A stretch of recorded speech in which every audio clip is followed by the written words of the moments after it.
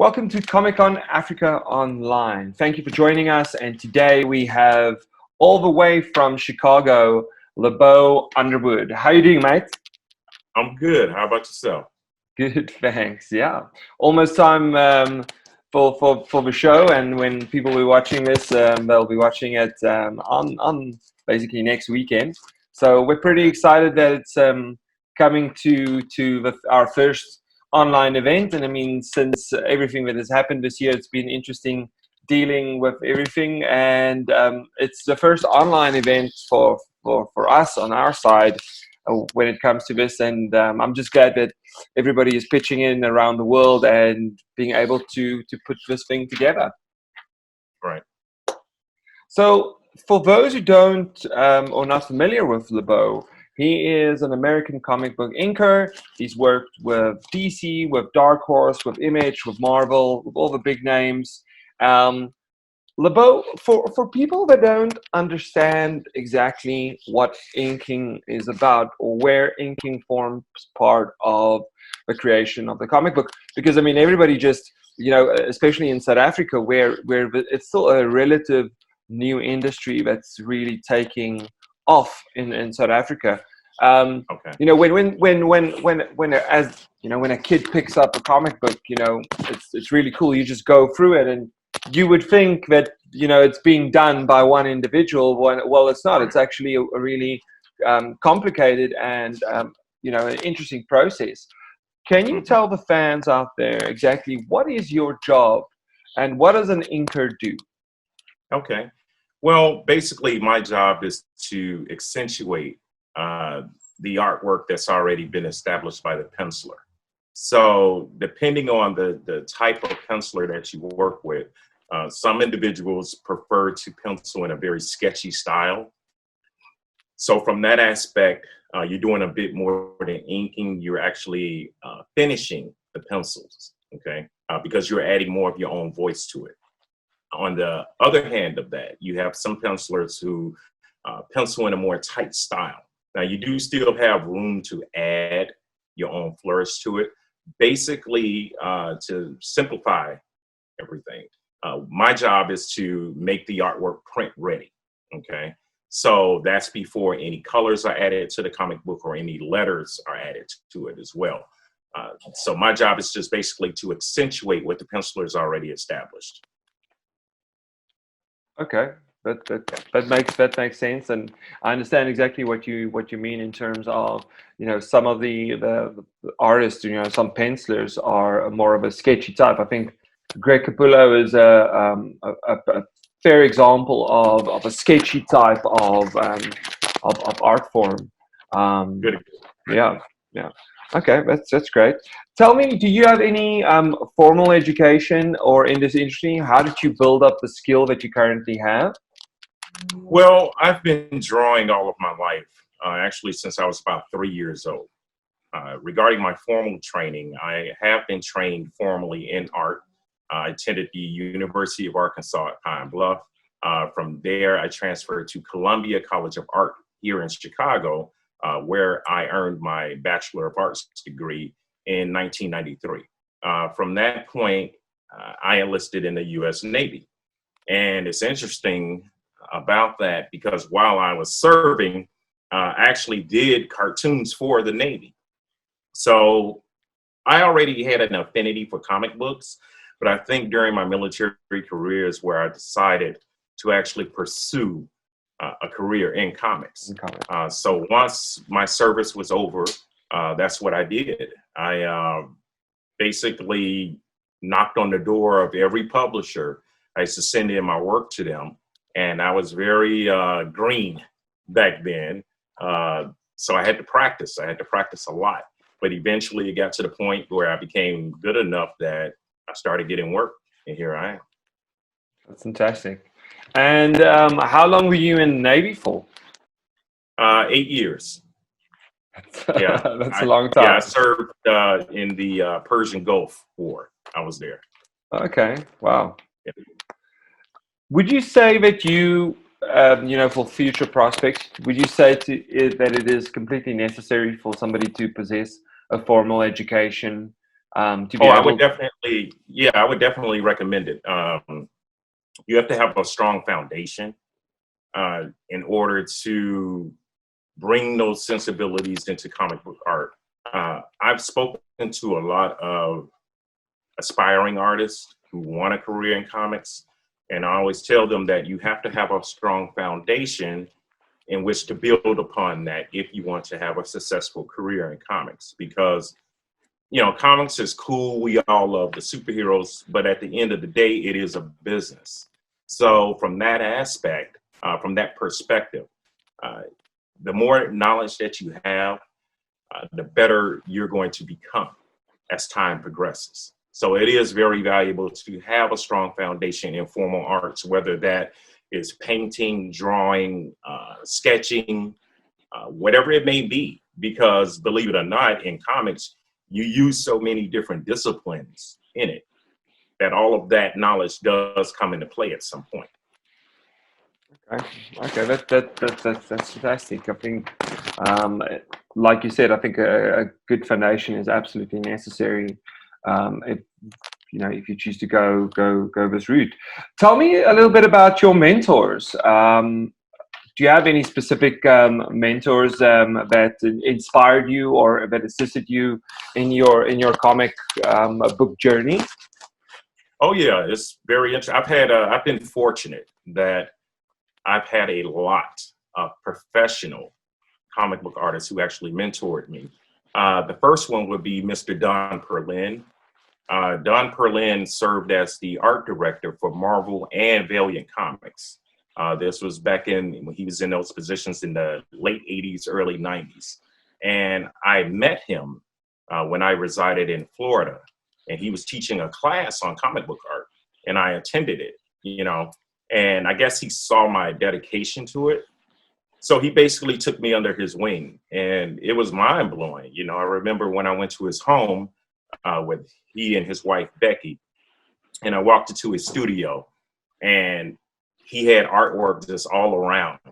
And he was the co-creator of Moon Knight, actually, the character Okay. from Marvel. Yeah, Yep. he co-created that character. So I was in a very privileged position to actually come under his wing. Later on, I was mentored by Danny Mickey and Jonathan Glaffian, who are two of Okay. the top inkers in the business. And Yeah.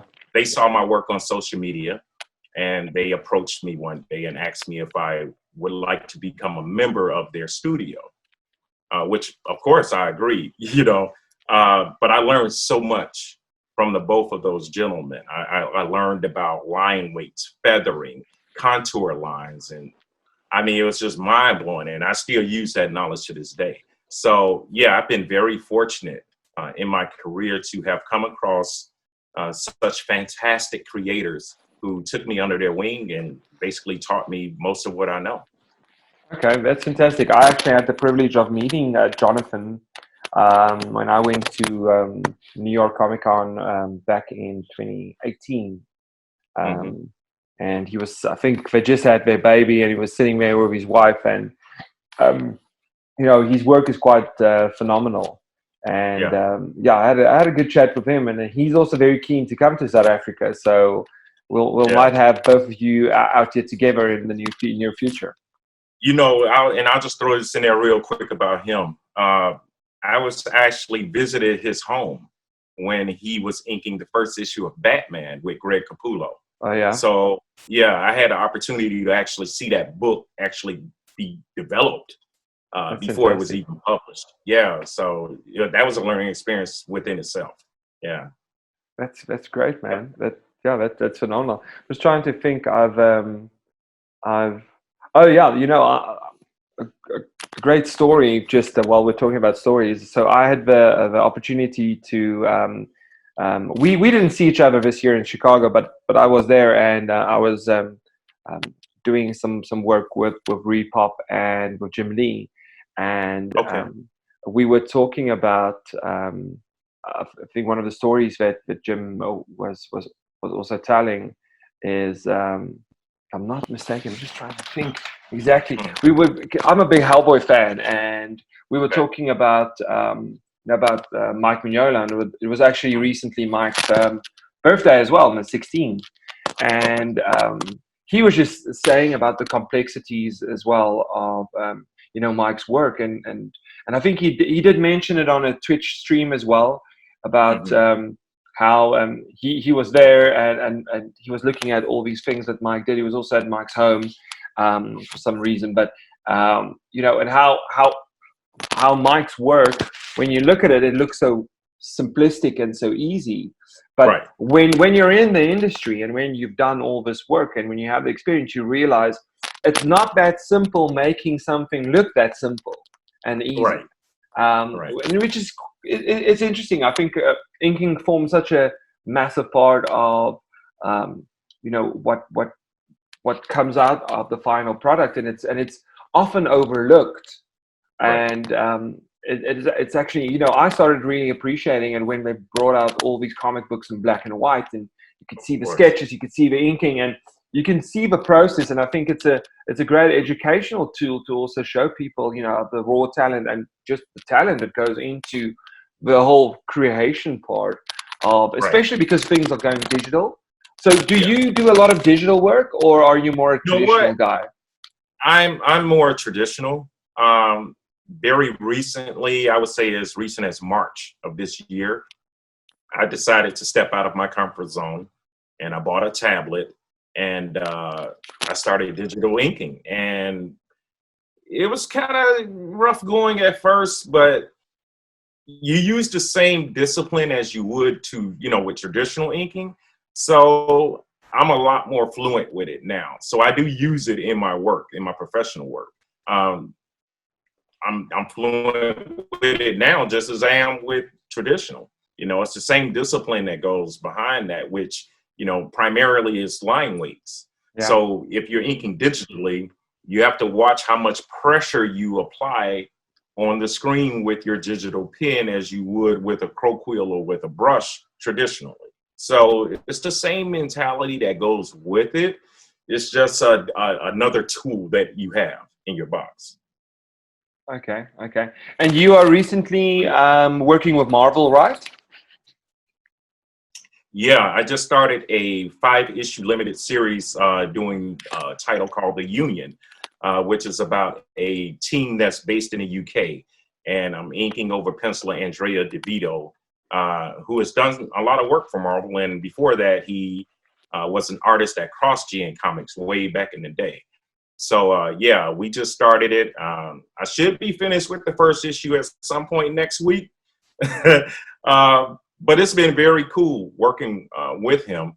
He's a penciler that I've long admired, and the opportunity just presented itself, and here we are.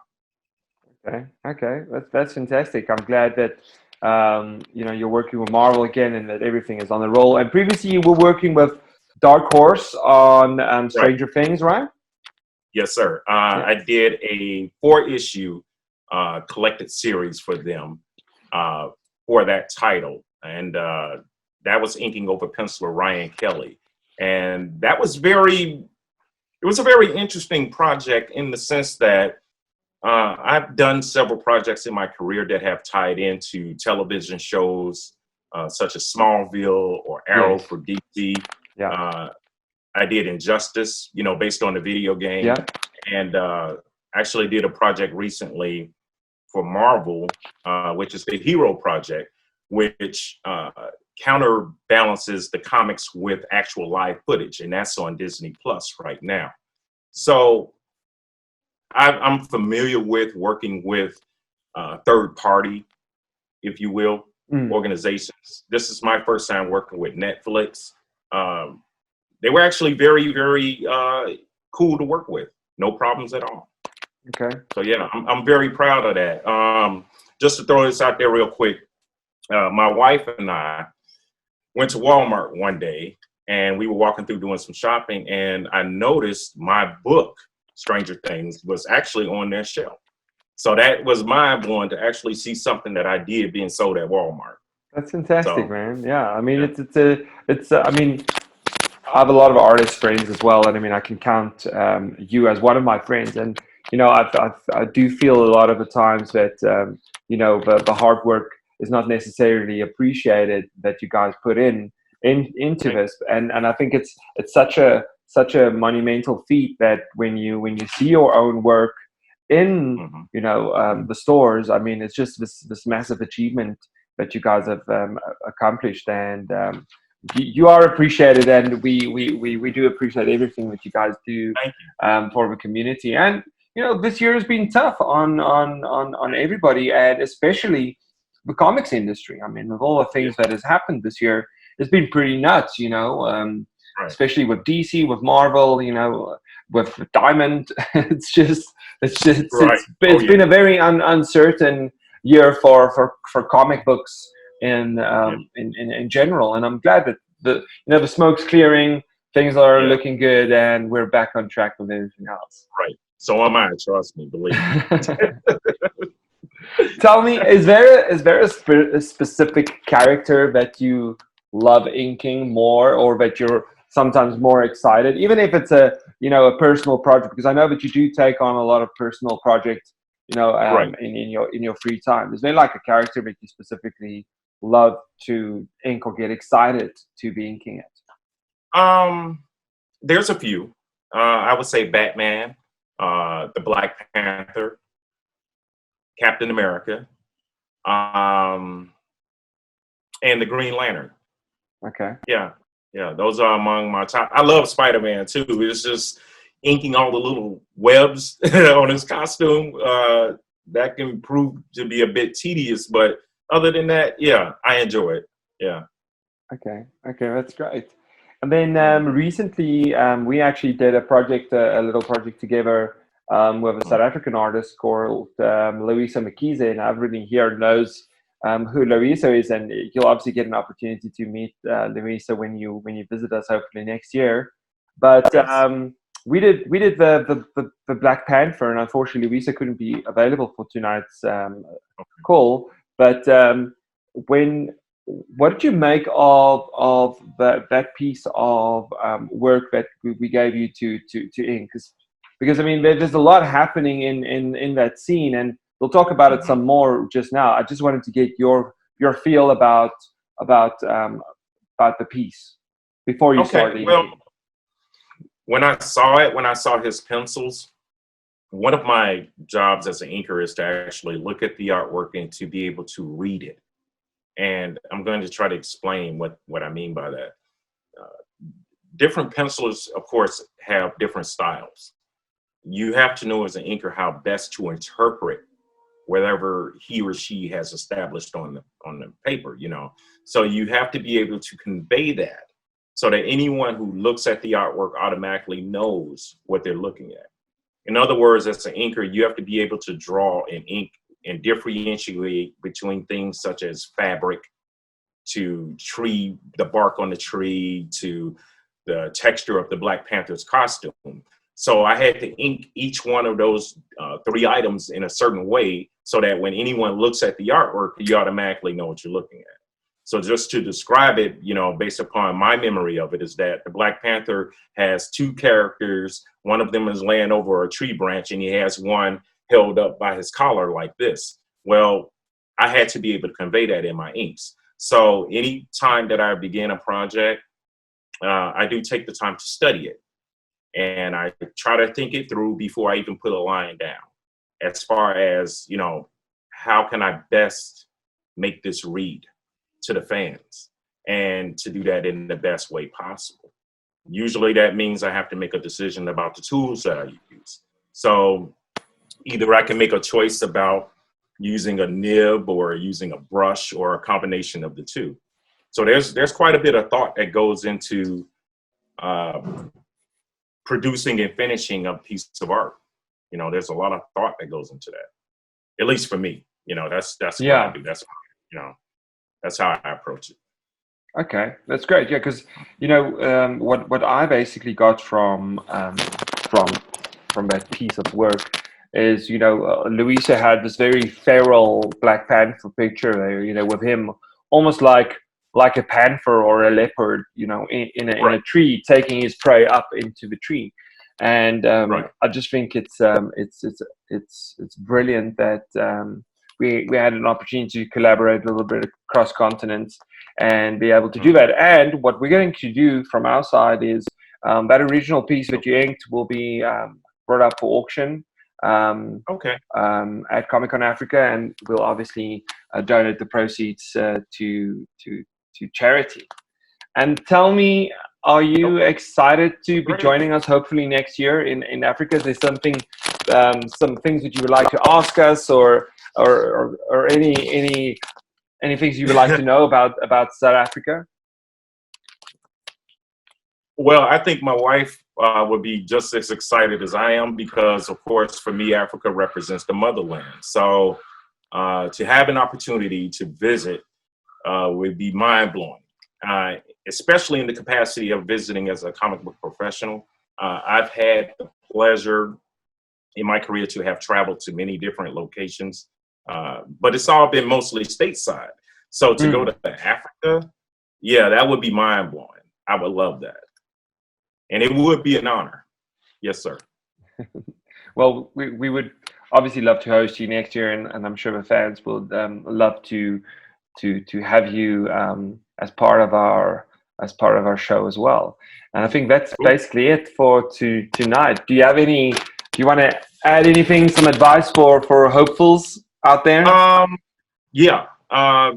If you want to pursue a career in comics, first of all, you have to love it. You have to love what you do. If you love it, you're going to do the best work possible.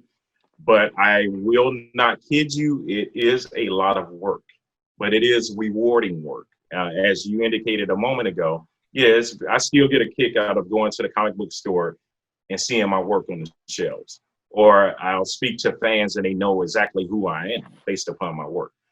So that's, yeah, you can have a career in this. But keep in mind that if you do, you are competing with the best and not the worst. So get to your tables, get your pencils, your pens, whatever you use, and get to work. Period. Thank you so much for joining us, LeBeau, and we're looking forward to your future projects with Marvel, and we're looking forward to having you a part of the show hopefully next year.